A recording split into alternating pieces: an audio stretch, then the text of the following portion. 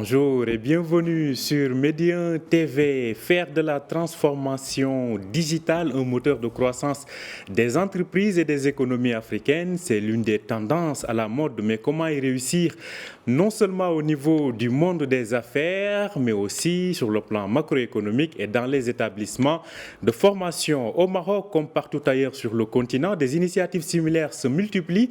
Essayons d'en savoir davantage avec notre invité du jour. Il s'agit de Zakaria Fahim, président du cabinet BDO au Maroc et cofondateur du Hub Africa. Bonjour à vous Zakaria et merci d'avoir accepté notre invitation. Bonjour et merci pour l'invitation.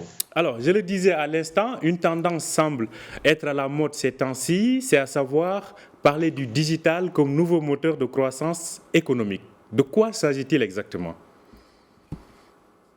Je pense que je ne vous apprends rien que le ou la Covid a accéléré la transformation digitale, je dirais, d'administration, de métiers où on pensait que c'était juste inimaginable.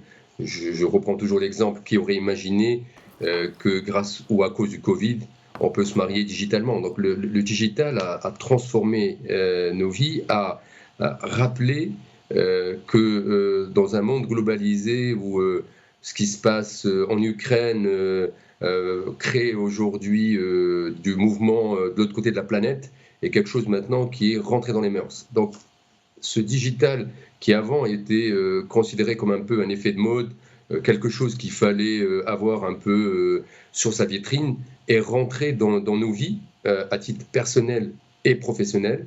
Et quand on regarde un peu les études, ceux qui ont innové, notamment dans le digital, vous prenez des métiers aussi très impactés par le Covid, qui était la restauration, tous ceux qui avaient démarré des partenariats avec, je dirais, des pages Facebook pour faire de la livraison à domicile, pour travailler la chaîne de valeur, pour être plutôt en complément de la restauration au-delà de ce qu'il fait dans son restaurant, ne sont jamais tombés, n'ont jamais eu un lockdown et ont permis effectivement de servir, de pouvoir aller vers toutes ces personnes qui étaient souvent enfermées, qui ne pouvaient pas sortir de chez elles. Donc le digital est vraiment un accélérateur du développement, surtout quand on parle de l'Afrique, parce qu'il ne faut pas oublier que nous sommes interconnectés, le Maroc se positionne comme un hub et notre continent est parmi celui qui a fait le plus grand leapfrog, la plus grande accélération sur le digital, puisqu'on considère que 4/5 des Africains ont aujourd'hui Internet, alors que beaucoup plus n'ont pas d'eau ni d'électricité. Donc il est plus facile d'avoir un portable que d'avoir accès aujourd'hui à l'eau et l'électricité. Et il faut faire de cet atout une chance pour réduire la fracture numérique, mais aussi pour réduire la fracture sociale. Alors, vous sillonnez le continent à travers votre forum ou en tout cas votre événement qui a lieu au Hub Africa. Donc, cela dit, vous constatez, vous voyez aujourd'hui les jeunes entrepreneurs, les jeunes talents émerger à travers le continent. Est-ce qu'on peut avoir un degré sur l'orientation numérique en termes d'entrepreneuriat et en termes de création sur le continent ? Quand on fait un peu le tour, effectivement, des entrepreneurs sur le continent, ceux qui réussissent ont tous compris cette double détente. Qu'est-ce que veut le marché et comment je peux mettre le digital dans mon ADN ? On le voit dans l'agrobusiness, les applications pour effectivement connaître les cours de la matière première, pour avoir la température, des informations utiles pour des agriculteurs. Et on a vu ça au Rwanda, on a vu ça dans des pays où on pensait que parce que beaucoup de gens confondent encore digital et Internet. On peut digitaliser avec... on a une grande initiative sur laquelle on avait travaillé et qu'on veut maintenant accélérer, c'est l'occasion dans votre émission de le rappeler, d'être dans une logique, on va effectivement matcher de l'échange sur Internet pour avoir de l'information en temps réel, mais aussi de l'information sur des push vocaux avec des messages vocaux. Vous savez, aujourd'hui, quand vous ne payez pas votre assurance, maintenant beaucoup l'ont compris, on fait des appels vocaux en disant voilà votre dernier avertissement avant d'aller en justice. Donc ce type de message qui était utilisé pour ce type d'information, maintenant, on l'utilise pour aller informer des jeunes mamans, des personnes qui sont excentrées dans le monde agricole. Et on voit qu'il y a effectivement, comme vous êtes en train de voir, des drones au Rwanda, qui a été l'un des premiers à utiliser les drones pour pouvoir délivrer notamment du sang dans des régions très excentrées.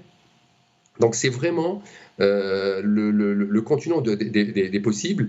Et il faut le dire et le rappeler, s'il y a un continent des entrepreneurs où il y a le maximum de résilience, c'est l'Afrique, puisque il est très compliqué d'aller vers le salariat, et beaucoup ont lancé des initiatives, je dirais, dans l'entrepreneuriat, où cet ADN de résilience nous a beaucoup aidés. Et effectivement, le digital, nous en sont dans le coding, sont dans le métier vraiment très, très, très ouvert, et nous ont permis de ne rien avoir à envier à ce qui se passe dans d'autres pays. Maintenant, ce qui est important, et on le voit, c'est que souvent il y a des belles initiatives, mais souvent pour les faire grandir, ils sont obligés d'aller en Europe, d'aller en Asie, d'aller... aujourd'hui, la Chine fait son marché. Justement, c'est ça aussi un point important aujourd'hui. Comment valoriser ces différentes initiatives? Parce que rien qu'en défilant sur les réseaux sociaux, chaque jour, on voit des inventions, des créations de jeunes talents, parfois qui ne sont même pas partis à l'école. Comment justement faire fructifier ces talents-là, et comment les valoriser justement sur le continent aujourd'hui? Je pense qu'il n'y a pas de secret. Il faut, de façon générale, au niveau de la société, réhabiliter aujourd'hui l'entrepreneur, démontrer que les bâtisseurs du continent, c'est des entrepreneurs. Effectivement, on le sait, il y a 3 volets qui sont importants pour un entrepreneur: l'accès au marché, le financement. On milite, et aujourd'hui il y a une grande messe sur la TPE sur laquelle nous sommes conviés, et on va encore rappeler 2 choses importantes: accélérer le financement alternatif, le crowdfunding et les business angels. La banque ne peut pas mettre son l'épargne publique au service des entreprises où il y a trop de risques, et en parallèle, il faut faire grandir les entrepreneurs. Et sur cette thématique, par exemple, BDO a lancé une belle initiative sur le digital, notamment dans le monde financier, parce que très souvent, on a cantonné le financier à faire des additions et soustractions, alors qu'il est vraiment un acteur global de compréhension et de capacité d'analyse. Et je dis toujours en rigolant, un financier, c'est comme l'iPhone, accessoirement, il sait calculer, mais il fait beaucoup d'autres choses, et il est aujourd'hui le garant pour faire avancer et intégrer des innovations, parce qu'il a cette double détente, connaissance du métier et capable d'avoir la structuration financière. Et c'est pour ça qu'on a lancé une initiative avec l'ISCAE qui nous permet d'intégrer aujourd'hui la transformation digitale dans les PME, dans les entreprises de façon générale, pour rappeler que le pivot aujourd'hui, le nerf de la guerre, c'est les finances, mais si on ne les met pas au service du métier et de l'innovation, on est dans cette logique en silo, et on risque de perdre toute cette innovation, toute cette renaissance. Et c'est pour ça qu'il va falloir accélérer là aussi cette intégration dans l'ADN de nos financiers, pour qu'ils deviennent des acteurs à part entière dans cette transformation de la société et dans la transformation de nos entreprises. Et c'est pour ça qu'on est en train avec l'ISCAE, dans le cadre de cette convention, de monter un centre d'excellence, puisque BDO l'a fait à l'échelle globale, notamment européenne, pour servir le Maroc et l'Afrique, parce qu'il y a vraiment une nécessité, parce que ce qui est intéressant dans le digital, c'est qu'il nous oblige à travailler dans un esprit d'intelligence collective. Vraiment, on ne peut pas aujourd'hui développer le digital, développer nos entreprises, si on n'a pas compris que seul on ne peut rien faire. Et je pense que le digital, contrairement à ce qu'on pense, doit garder de l'humain et doit permettre à ceux et celles qui veulent effectivement créer de la valeur de travailler ensemble, même si elles sont je dirais, physiquement loin des uns des autres. C'est ça un peu la magie du digital, c'est d'avoir un peu le meilleur de deux mondes, une accélération de l'échange et aussi la possibilité de garder les uns et les autres dans leur territoire, parce que je crois que les exemples ne sont pas bons, que ce soit à l'échelle du continent ou à l'échelle du pays, et le digital peut permettre, et on l'a vu, de travailler de chez soi ou de travailler dans sa ville, si on veut rester dans sa ville, et avoir possibilité de travailler avec des acteurs globaux. En tout cas, on l'a vu notamment lors des confinements, lorsque le Covid était à son plus haut niveau à travers le monde. Justement, quels sont aujourd'hui les secteurs sur lesquels vous sentez plus l'empreinte du digital, ces secteurs qui peuvent aujourd'hui être de véritables moteurs de croissance en faisant du digital un tremplin? Vous savez, le Maroc, l'Afrique, de façon générale, a le plus de terres arables et donc l'agriculture est stratégique et on voit beaucoup de projets où le digital vient apporter je dirais, ce know-how, cette accélération. Donc l'agrobusiness, l'agriculture de façon générale, quand on voit tous les matières premières qui sont jetées parce que nous n'avons pas une intégration de la chaîne de valeur, et le digital permet effectivement d'appréhender, de faire en sorte qu'on optimise aujourd'hui l'eau. Vous savez que l'eau devient une matière rare, la santé, l'éducation. Donc je pense que tous les leviers qui sont des accélérateurs pour notre continent ont dans leur ADN le digital. Avec du digital, là aussi dans une approche blended, on peut effectivement, et je crois beaucoup en ce qui me concerne, à la validation des acquis par l'expérience. Quand vous savez qu'en Afrique, on est à 80-90% de personnes qui sont dans l'informel, si aujourd'hui on arrivait à les accompagner dans le cadre de cette transformation digitale pour les reconnaître un peu leurs compétences et en même temps leur donner la possibilité d'accompagner des apprentis avec effectivement cette possibilité de les ramener indirectement à l'école à travers leurs apprentis. Donc il y a vraiment sur les vrais sujets qui sont aujourd'hui structurants pour notre pays et pour le continent, il y a un boulevard aujourd'hui à prendre et on a vu des centres d'excellence qu'a monté aujourd'hui l'UR de Rabat ou ce qu'on a fait à Ngri. Donc on est en mouvement. Maintenant, ce qui est important, c'est de créer de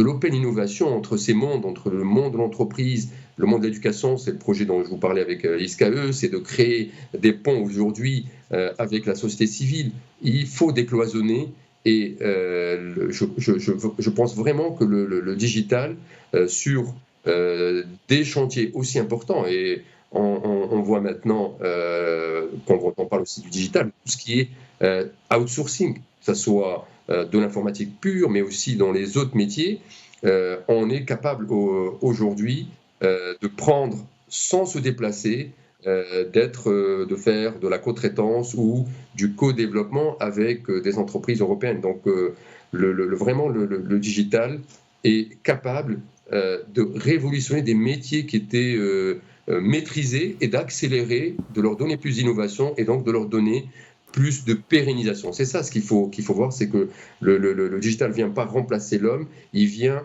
lui donner une réduction de coûts, lui donner plus d'opportunités de business. Par exemple, on parle du développement durable. Quand on sait qu'on a le soleil, qu'on a le vent et cela quasiment toute l'année, ben là aussi il y a des boulevards pour développer aussi des métiers dans cette problématique. Il y a aussi tout ce qui est lié au-delà de l'éducation. Du monde du sport. On est un des continents les plus jeunes, et là aussi, et au-delà du tourisme qui peut être lié à cette population, il y a un ensemble de choses qu'on peut mettre dans cette case. Alors, comme vous le voyez sur ces images, des expériences donc agricoles qui sont aujourd'hui monitorées à travers donc des outils informatiques. Alors, vous l'avez évoqué tout à l'heure, Zakaria Fahim, c'est le problème du financement. Aujourd'hui, vous dites que les banques ne sont pas les seules à être comme des solutions de financement. Justement, quelle assiette de financement s'offre aujourd'hui aux concepteurs et aux esprits qui misent ou qui émergent à travers le digital sur le continent? Je vous répondrai par cette phrase, disait un politique qui finissait un discours et il vient vers son ami, il lui dit: est-ce que tu veux que je te dise la vérité ou tu veux qu'on reste amis? Aujourd'hui, il y a un vrai déficit, c'est clair. Celui qui vous dit qu'il n'y a pas de problème de financement des startups, qu'il n'y a pas un problème de financement de l'entreprise, je pense qu'il n'habite pas cette planète, pour ne pas dire même pas ce continent. Donc il y a un vrai sujet, c'est pour ça qu'on a mis en place des plateformes de crowdfunding. Pourquoi? Parce qu'on permet à chacun d'entre nous de faire son give back. Quand on voit un peu tout ce qui a été développé par les business angels, quand on sait que Facebook a démarré avec 3 000 €, pour démarrer, il faut aujourd'hui ces 3 leviers, l'accès au financement, l'accès au marché et l'accompagnement, notamment le networking. Et c'est ça l'intérêt de ces solutions aujourd'hui digitales, c'est qu'elles ne ramènent pas que du financement, elles ramènent de l'immatériel. Et c'est pour ça qu'on milite et on est en train de pousser dans le cadre de ce que vous êtes en train dans le financement, qu'on développe le Small Business Act pour le Maroc et pour l'Afrique, parce que son ADN est digital et parce qu'il rappelle avec force la puissance aujourd'hui de ces financements alternatifs qui sont sur 3 volets, le don, la dette et aussi le capital. Beaucoup parlent de la diaspora. Vous savez que quand on regarde un peu, on fait, vous l'avez dit sur Hub Africa, 3 pays de la diaspora, l'Angleterre, la Belgique et la France. Tous ces gens-là vous disent: je veux contribuer au développement du continent. Ben nous, on leur dit: vous n'avez pas besoin de rentrer, regardez ce que font les Indiens, regardez ce que fait Israël. C'est des gens qui restent en veille dans ces pays et qui vont financer, qui vont faire du mentoring, faire de l'accompagnement. Et c'est ça qu'on attend aujourd'hui de cette diaspora. Merci à vous. Zakaria Fahim, je rappelle que vous êtes le président du cabinet BDO Maroc et cofondateur de Hub Africa. Merci d'avoir accepté notre invitation. Merci à vous. Au revoir. Merci à vous aussi de nous avoir suivis. Je rappelle que vous pouvez retrouver cet entretien sur notre site www.medianews.com. Bonne journée et bonne suite de programme sur Médien TV.